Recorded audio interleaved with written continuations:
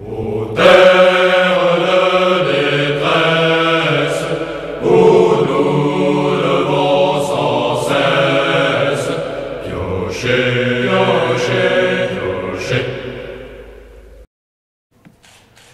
C'est avec beaucoup d'émotion que j'ai l'occasion de m'exprimer devant vous. Beaucoup d'émotion parce que, au-delà du personnage qu'était Paul Alter,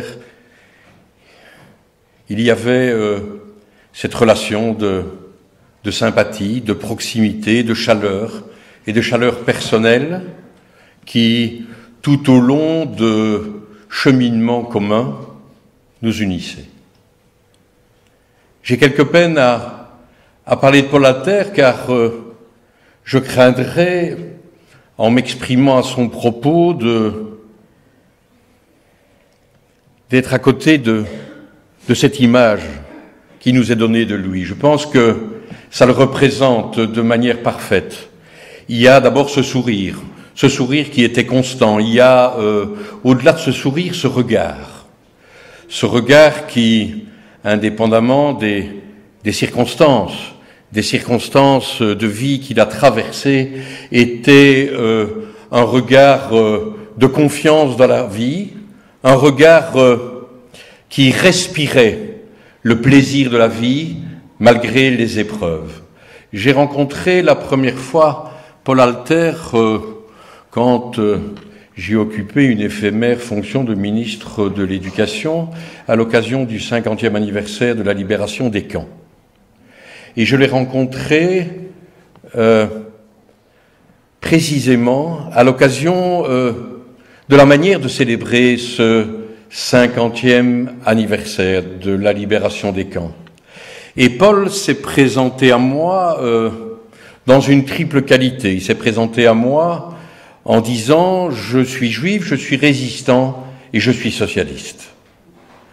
Il était, je m'en souviendrai toujours, dans mon bureau, déjà tel qu'il apparaît ici, avec cette image que nous garderons de lui. Il était en compagnie d'Arthur Rouleau.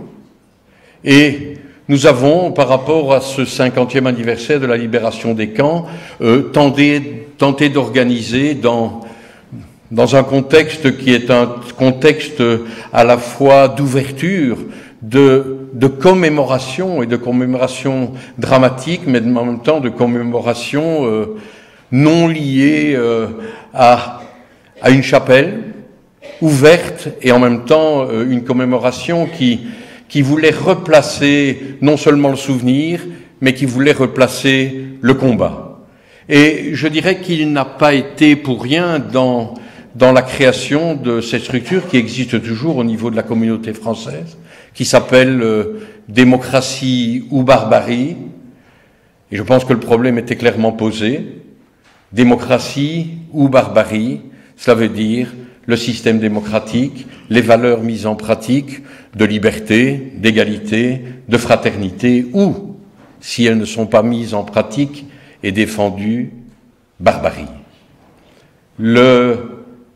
L'association, la structure démocratie ou barbarie a été créée à cette occasion et un des premiers responsables de cette association était Maxime Sternberg. Et puis, Arthur Rouleau, à travers le groupe Mémoire, puis ses successeurs, André Winen et puis le président Batten, ont souhaité qu'à travers la structure et l'association Mémoire soit traduite précisément l'importance de non seulement commémorer, mais de combattre, considérant que le combat qu'ils avaient mené avec leurs compagnons, ceux qui n'étaient plus là ou ceux qui permettaient de perpétuer la mémoire, que ce combat était un combat d'actualité et donc qu'il fallait l'actualiser